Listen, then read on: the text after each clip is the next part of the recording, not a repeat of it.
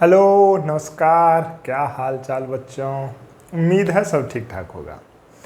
तो आप लोग सभी का स्वागत है अपना प्यारा सा खूबसूरत सा चैनल इरा फिजिक्स पे। तो हम लोगों ने पिछली क्लास में इलेक्ट्रिक्स चैप्टर से रिलेटेड सेकेंड लास्ट वीडियो करा था। आज हम लोग देखेंगे विद्युत बल्ब। ये इस चैप्टर का ना सबसे लास्ट टॉपिक है। हम लोग क्या देखेंगे? विद्युत बल्ब। तो हम लोग विद्युत बल्ब के बारे में ये चीज़ देखने वाले हैं कि विद्युत बल्ब के अंदर जो जाली नुमा मतलब एक स्प्रिंग नुमा तार होती है उसको बोलते हैं फिलामेंट, टंगस्टन। वो किसका बना होता है। और विद्युत बल्ब का उपयोग हम लोग लाइट उत्पन्न करने के लिए करते हैं बिजली की मदद से। जब वो होल्डर में लगाते हैं और स्विच ऑन करने पे वो क्या देता है? लाइट देता है। तो ये सारी बातें तो हम लोगों ने देख रखा है, लेकिन मेनली बातें उसके मेन बात को कुछ मेन बातों को हम लोग क्या करेंगे अभी देखेंगे। ठीक है। तो आप लोग क्या कीजिएगा, अपने बुक से विद्युत बल्ब का फ़ोटो निकाल करके फ़ोटो आप लोग बना लीजिएगा। और विद्युत बल्ब हम ले करके आपको क्या कर रहे हैं, दिखा रहे हैं कि यही है अपना विद्युत बल्ब। देख लीजिए। ठीक है। उम्मीद है कि आप लोगों को दिख रहा होगा कि ये क्या है, विद्युत बल्ब है। और इसके अंदर जो दो तार से एक पतला सा वो वायर स्प्रिंग जैसा दिख रहा है जो कि लगा हुआ है, उसको बोलते हैं फिलामेंट या तंतु। क्या बोलते हैं इसको? फिलामेंट या तंतु। तो ये ना किस धातु का बना होता है? तो ये ना टंगस्टन धातु का बना होता है। किसका बना होता है बच्चों? टंगस्टन। विद्युत बल्ब किसका बना होता है? मतलब विद्युत बल्ब का जो फिलामेंट होता है वो टंगस्टन धातु का बना होता है। ठीक है। और वही 2700 डिग्री सेल्सियस तक जल सकता है। उतना तक तापमान उत्सर्जित करने, उतना तापमान तक ये जलता है और अपने को रोशनी देता है। ठीक है ना। तो वो टंगस्टन धातु का क्यों बना होता है हम आज उसको पढ़ेंगे। ठीक है। और उसके बाद इसके अंदर ना हम लोग कौन सी गैस को बढ़ते हैं। ठीक। तो इसके अंदर ना हम लोग निष्क्रिय गैस को बढ़ते हैं। निष्क्रिय गैस मतलब वैसा गैस जो किसी भी गैस से अभिक्रिया क्या करती है? नहीं करती है। तो इसके अंदर हम लोग निष्क्रिय गैस को भरते हैं। तो निष्क्रिय गैस को क्यों भरते हैं, उन सारी चीज़ों को अभी हम क्या करने वाले हैं, देखने वाले हैं। ठीक है। तो एक एक बात को हम लोग क्वेश्चंस के रूप में क्या करेंगे, कंप्लीट करेंगे। तो यही हो गया अपना विद्युत बल्ब। इस बल्ब के अंदर ऑक्सीजन नहीं होता है। हवा क्या होती है इसके अंदर? नहीं होती है। हवा को निकाल कर इसके अंदर हम लोग निष्क्रिय गैस भर देते हैं। इसके अंदर क्या भर देते हैं? निष्क्रिय गैस। तो वो क्यों भर देते हैं, उन सारे चीज़ों को अभी हम लोग क्या करेंगे, देखेंगे। ठीक है बच्चों। तो बढ़ते हैं अपना लास्ट टॉपिक, इस चैप्टर का लास्ट टॉपिक। और अपने प्यारे से चैनल, अयो बल्ब अभी बच गया, अपने प्यारे से चैनल इरा फिजिक्स पे। ठीक है बच्चों। तो लिखते हैं, लिखिए विद्युत बल्ब। विद्युत बल्ब। ठीक है। उम्मीद है सब ठीक ठाक होगा और हम इसी उम्मीद के साथ आगे बढ़ रहे हैं कि आप लोग पीछे वाले क्लास का रिवीजन कर रहे होंगे। बच्चों, रिवीजन में ही सफलता का रहस्य है। जरूर आप लोग रिवीजन कीजिए। ठीक है। तो अब देख रहे हैं इलेक्ट्रिक बल्ब। ठीक। लिखिए, देखिए इलेक्ट्रिक बल्ब। हम बोल सकते हैं कि इलेक्ट्रिक विद्युत बल्ब एक ऐसी युक्ति है, ठीक, जो कि विद्युत ऊर्जा को प्रकाश ऊर्जा में क्या करती है? रूपांतरित करती है। ये भी तो हम लोग बोल सकते हैं। आराम से लिख लेते हैं, परिभाषा लिख लेते हैं। ठीक है ना। विद्युत बल्ब, विद्युत बल्ब या ऐसी युक्ति है, डायरेक्ट लिखते हैं परिभाषा में, ऐसी युक्ति है, ठीक है, जो विद्युत ऊर्जा को, जो विद्युत ऊर्जा को किस ऊर्जा में रूपांतरित करती है? प्रकाश ऊर्जा में। जो विद्युत ऊर्जा को प्रकाश ऊर्जा में रूपांतरित करती है, में रूपांतरित करती है। ठीक है बच्चों, कोई दिक्कत नहीं। अभी हम विद्युत बल्ब दिखाएं और आप लोगों को उसमें हम बोले कि ये जो विद्युत बल्ब का फिलामेंट है, वो जो फिलामेंट दिख रहा है अंदर में, देख रहे हैं, वो किसका बना होता है? टंगस्टन धातु का बना होता है। किसका बना होता है? टंगस्टन धातु का। तो हम लोग लिखते हैं, ठीक है ना, लिखते हैं, देखिए विद्युत बल्ब का फिलामेंट या तंतु, विद्युत बल्ब का फिलामेंट या तंतु, लिखिए विद्युत बल्ब का फिलामेंट या तंतु, फिलामेंट बोलिए या तंतु बोलिए, दोनों बात क्या है, सेम है। फिलामेंट या तंतु टंगस्टन धातु का बना होता है। टंगस्टन धातु का बना होता है। ठीक है, आप लोग क्या कीजिएगा बुक से, ठीक, यहाँ पे विद्युत बल्ब का एक अच्छा सा फोटो बना लीजिएगा। ठीक है ना, विद्युत बल्ब का एक अच्छा सा फोटो बना लीजिए। तो हम कोशिश करते हैं तुरंत बनाने का। देखिए आराम से एक बार में बन जाए तो बहुत अच्छी बात। वाह, बन गया। ठीक है, हमको तो लग रहा था नहीं बनेगा, लेकिन ये क्या हो गया भाई, बन गया है। ठीक, वाह, हमको अपने पे इतना उम्मीद नहीं था कि हम, दिस इज कॉल्ड फिलामेंट। ये अपना क्या कहलाएगा भाई, फिलामेंट कहलाएगा। ठीक है, और ये तो होल्डर में जाकर के ये वाला पार्ट सेट हो जाता है, ये स्पर्शक है। ठीक है ना, और इसके अंदर कौन सी गैस भरी होती है, निष्क्रिय गैस। इसके अंदर कौन सी गैस भरी होती है, निष्क्रिय गैस। ठीक है, ये तो कांच है, वो तो सब जानते हैं भाई, बल्ब फूटता है। ये क्या है, निष्क्रिय गैस। ठीक, विद्युत बल्ब का फिलामेंट या तंतु किस धातु का बना होता है, टंगस्टन धातु का बना होता है। ठीक, अगला लिखिएगा, विद्युत बल्ब के अंदर, विद्युत बल्ब के अंदर निष्क्रिय गैस, निष्क्रिय गैस भरी जाती है। विद्युत बल्ब के अंदर कौन सी गैस भरी जाती है बच्चों, निष्क्रिय गैस भरी जाती है। तो अब ना हम एक एक पॉइंट्स को ना वो क्वेश्चंस में कवर कर लेंगे कि विद्युत बल्ब का फिलामेंट टंगस्टन धातु का क्यों बना होता है, इसके अंदर निष्क्रिय गैस क्यों भरी जाती है। ठीक है ना, अब एक और पॉइंट हम लिख देते हैं कि विद्युत बल्ब के अंदर ऑक्सीजन अनुपस्थित होता है। ठीक है ना, ये बात लिखना बहुत जरूरी है क्योंकि ये आप लोग को ऑब्जेक्टिव आता है। ठीक है ना, विद्युत बल्ब के अंदर, विद्युत बल्ब के अंदर ऑक्सीजन, ऑक्सीजन नहीं होता या अनुपस्थित होता है। ऑक्सीजन अनुपस्थित होता है। ठीक है बच्चों, तो आप लोग इसको लिखिए और हम एक एक पॉइंट्स को ना क्वेश्चंस के रूप में भी हम कवर करेंगे कि विद्युत बल्ब के अंदर हम लोग निष्क्रिय गैस क्यों भरते हैं। ठीक है ना, तो और ऑक्सीजन क्यों नहीं होता, उन सारी बातों को हम लोग कवर करेंगे। निष्क्रिय गैस क्या होता है, जैसे आर्गन, क्रिप्टन, जेनन, रेडन होता है ना, तो उसी को हम लोग कौन सी गैस बोलते हैं, निष्क्रिय गैस बोलते हैं। ठीक है बच्चों, आगे आप लोग जाइएगा तो पढ़िएगा, लिख लीजिए निष्क्रिय गैस का नाम लिख लीजिए। ठीक है ना, आर्गन, ठीक है, krypton, xenon, radon, argon, krypton, xenon, etc। ठीक है, चलिए भाई इसको आप लोग लिखिए, तो लिखिए, वीडियो पॉज करके लिखिए, लिखिए भाई। ठीक है, क्वेश्चन दे करके, पहला क्वेश्चन दे करके लिखिए कि बल्ब के अंदर, ठीक है, देखिए बल्ब के अंदर, बल्ब के अंदर निष्क्रिय गैस, बल्ब के अंदर निष्क्रिय गैस क्यों भरी जाती है, बल्ब के अंदर निष्क्रिय गैस क्यों भरी जाती है।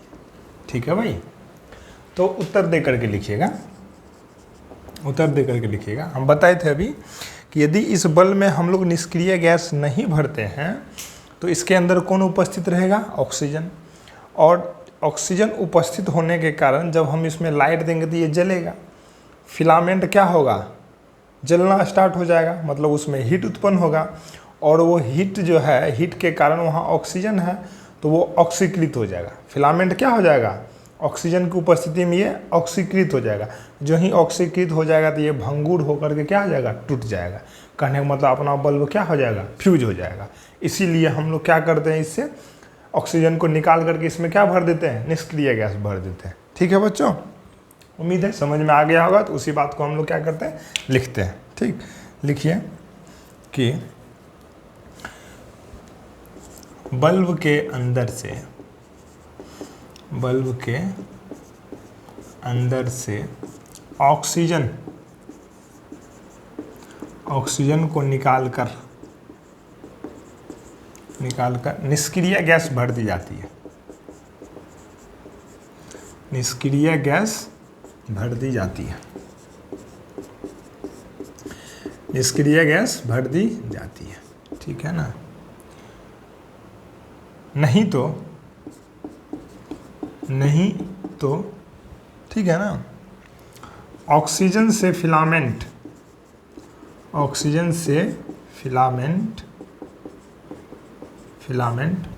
ऑक्सीकृत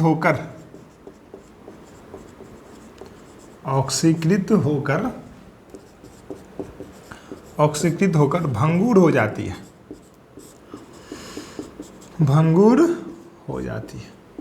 और जो ही भंगुर हो गया तो मतलब टूट गया मतलब अपना बल्ब क्या हो गया, फ्यूज हो गया, ठीक है ना। इसीलिए हम लोग बल्ब के अंदर क्या भर देते हैं, निष्क्रिय गैस भर देते हैं। इसीलिए अच्छे से लिख लीजिए, 10th क्लास में इस तरीके से अच्छे से लिख दीजिएगा, पूरा मार्क मिलेगा, है कि नहीं। इसीलिए बल्ब के अंदर निष्क्रिय गैस भरी जाती है, ठीक है बच्चों।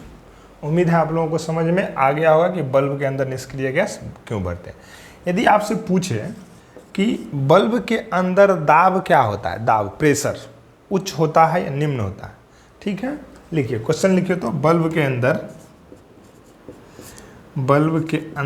दाब का मान क्या होता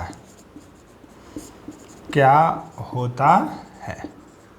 तो बच्चों उत्तर में लिखिएगा, बल्ब के अंदर दाब का मान क्या होता है, निम्न होता है, मतलब कम होता है, ठीक है ना। क्या होता है, निम्न होता है, कम होता है, ठीक है ना।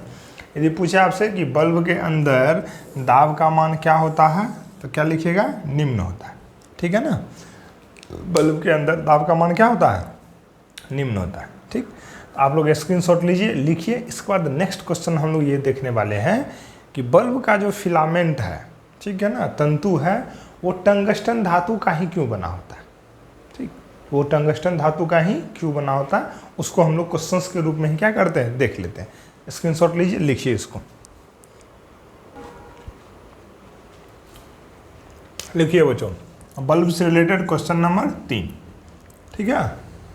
क्वेश्चन नंबर 3 लिखिए, बल्ब का फिलामेंट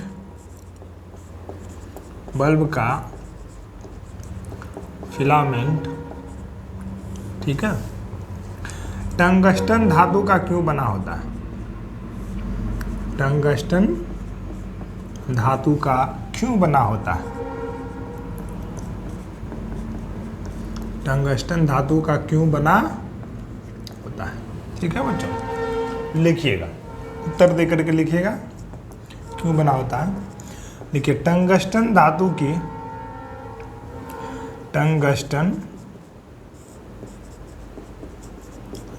की प्रतिरोधकता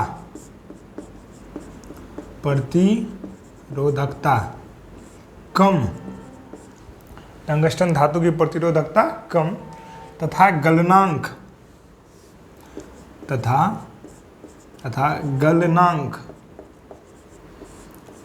ठीक है ना, तथा गलनांक उच्च होता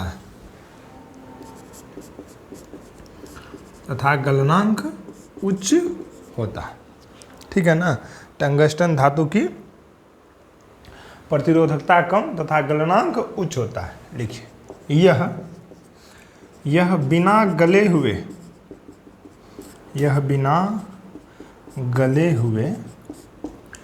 ठीक है ना 2700 डिग्री सेल्सियस तक,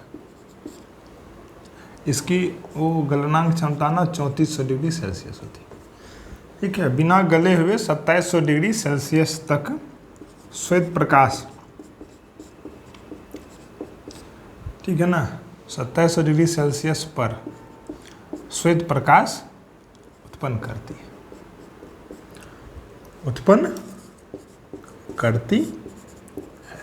ठीक है बच्चों, अब देखिए ध्यान से देखिएगा, आप लोगों से ये पूछा जाएगा कि टंगस्टन धातु को हम लोग स्प्रिंग जैसा क्यों मोड़ देते हैं। स्प्रिंग जैसा कहने का मतलब है कि उसको कुंडलित आकार में क्यों मोड़ देते हैं, ठीक है ना। तो टंगस्टन धातु को हम लोग कुंडलित आकार में स्प्रिंग जैसा हम लोग इसीलिए मोड़ देते हैं कि उससे उसका पृष्ठ क्षेत्रफल क्या हो जाता है, कम हो जाता है। यदि पृष्ठ क्षेत्रफल कम हो जाएगा तो अपना जो ऊर्जा का लॉस है, ऊर्जा का जो ह्रास है, बिजली का जो ह्रास है वो क्या होगा, कम होगा। तो ऊर्जा के ह्रास को कम करने के लिए उसको स्प्रिंग जैसा मोड़ देते हैं, ठीक है ना। कहने का मतलब उसके पृष्ठीय क्षेत्रफल को क्या कर देते हैं, कम कर देते हैं। इस पॉइंट को यहाँ पर हम लोग लिख दे रहे हैं, आप लोग ध्यान में रखिएगा, है कि नहीं है। कि लिखिए तंतु क्या बोलते हैं उसको, टंगस्टन धातु फिलामेंट, है कि नहीं। फिलामेंट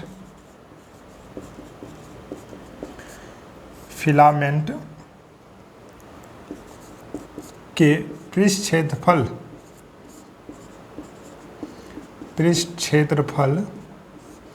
को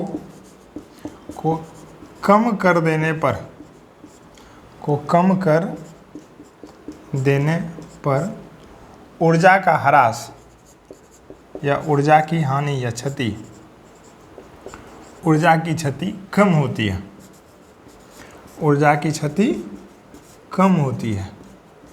इसलिए लिख लिया ना, कम होती है, इसलिए फिलामेंट को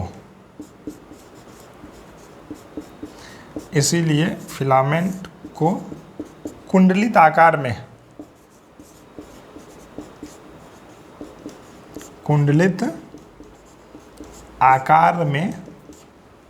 इसलिए फिलामेंट को कुंडलित आकार में मोड़ दी जाती है,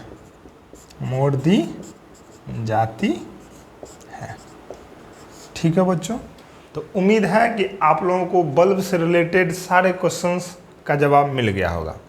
तो हम लोगों ने पढ़ा कि बल्ब क्या होता है। तो बल्ब एक युक्ति है जो क्या करता है, विद्युत ऊर्जा को प्रकाश ऊर्जा में परिणत कर देता है। तो उसके बाद हम लोगों ने देखा कि बल्ब के अंदर का जो तंतु है, फिलामेंट है, वो किस धातु का बना होता है। उसके बाद हम लोगों ने ये देखा कि बल्ब के अंदर से ऑक्सीजन को निकाल के उसमें हम लोग निष्क्रिय गैस क्यों भर देते हैं। और तीसरा क्वेश्चन हम लोगों ने ये देखा कि बल्ब का जो वो फिलामेंट है उसको स्प्रिंग जैसा क्यों मोड़ देते हैं, उसको हम सीधा ही क्यों नहीं दे देते हैं, ठीक है। तो हमको उम्मीद है कि आप लोगों को बल्ब से रिलेटेड सारे क्वेश्चंस क्लियर हो गए होंगे। और बल्ब से रिलेटेड ये सभी इंपॉर्टेंट क्वेश्चन हैं जो कि अपने एग्ज़ाम में पूछे जाते हैं। धन्यवाद बच्चों। तो आपका नहीं, अभी ये चैप्टर ख़त्म नहीं हुआ है, धन्यवाद नहीं बोलना था। एक और टॉपिक इसमें बाकी है, सुरक्षा फ्यूज। क्या है बच्चों, आप लोग इसको लिखिए, हम लोग बोर्ड को मिटाते हैं, सुरक्षा फ्यूज। बच्चों नेक्स्ट टॉपिक हम लोग देखते हैं सुरक्षा फ्यूज। लिखिएगा सुरक्षा फ्यूज, ये क्या होता है, ठीक है। घर में देखे होंगे चिकनी मिट्टी का सुरक्षा फ्यूज लगा होता है, ठीक है ना। अब तो चिकनी मिट्टी वाले फ्यूज के साथ साथ बहुत सारे MCB स्विच आ गए हैं, ठीक है ना। अब तो नए नए टेक्नोलॉजी वाले स्विच सब भी आ गए हैं, लेकिन अपने लोगों को क्या पढ़ना है, सुरक्षा फ्यूज। सुरक्षा फ्यूज क्या होता है, देखे होंगे चिकनी मिट्टी का बना होता है, वो तो है नहीं अभी दिखाते, चिकनी मिट्टी का बना होता है और उसके अंदर, ठीक है ना, एक पतला सा तार लगा देते हैं, ठीक। तो जो ही उसको हम मतलब उसमें पतला सा तार लगा करके उसको वहाँ पे बोर्ड में लगा देते हैं। तो जो ही क्या होती है ना कि परिपथ में धारा उच्च होती है, अचानक से मान लीजिए वोल्टेज क्या हो गया, बढ़ गया, कोनो कारणवश अचानक से वोल्टेज क्या हो गया, बढ़ गया। अचानक से वोल्टेज बढ़ जाने पर जो उसके अंदर हम पतला सा तार लगाए हैं वो क्या हो जाता है, टूट जाता है। टूट गया तो अपना घर में करंट जाना आगे बंद हो गया, तो अपना जो बल्ब है, पंखा है, टीवी, फ्रिज, गोदरेज है, जो भी है वो जलने से क्या हो जाता है, बच जाता है। तो इसीलिए हम लोग सुरक्षा फ्यूज का इस्तेमाल करते हैं। सुरक्षा का मतलब सुरक्षित रखना, फ्यूज का मतलब वही फ्यूज, पतला सा तार। अब वो पतला सा तार किस धातु का बना होता है, यही चीज़ पूछा जाता है कि सुरक्षा फ्यूज में जो पतला सा तार होता है वो किस धातु का बना होता है, ठीक है बच्चों।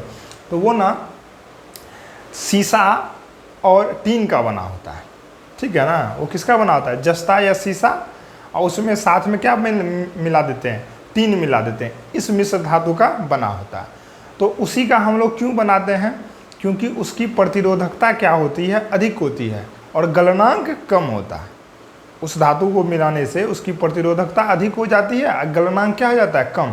गलनांक कम का मतलब ये हुआ कि जरा सा भी ज़्यादा वोल्टेज हुआ कि वो तुरंत क्या हो जाती है, गल जाती है और अपना जो भी घर में लगा हुआ यंत्र है वो जलने से क्या हो जाता है, बच जाता है। ठीक है बच्चों, तो लिखिए सुरक्षा फ्यूज का तार, लिखिए सुरक्षा फ्यूज का तार। ये बहुत इंपॉर्टेंट क्वेश्चन, ये 1 मार्क क्वेश्चन है, यही लाइन, ठीक है, यही लाइन आप लोगों से पूछा जाता है। सुरक्षा फ्यूज का तार, ठीक है ना, जस्ता या शीशा, जस्ता या शीशा मतलब इस दोनों में से कोई एक, और टीन की मिश्र धातु का बना होता है, और टीन की मिश्र धातु का बना होता है, ठीक है बच्चों। तो हम लोग इसी का क्यों बनाते हैं, जिससे इसकी प्रतिरोधकता कम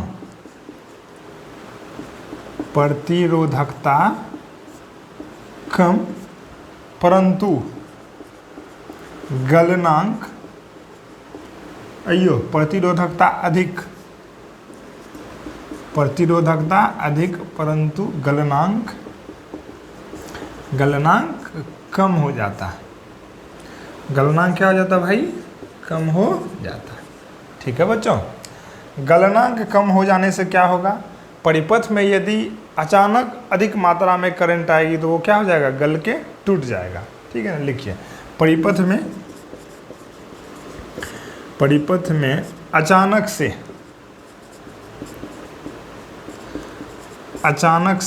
अधिक मात्रा में विद्युत धारा का प्रवाह होने पर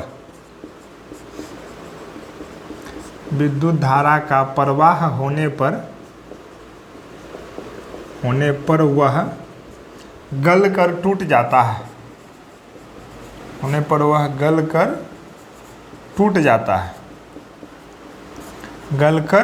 जाता है, और विद्युत का प्रवाह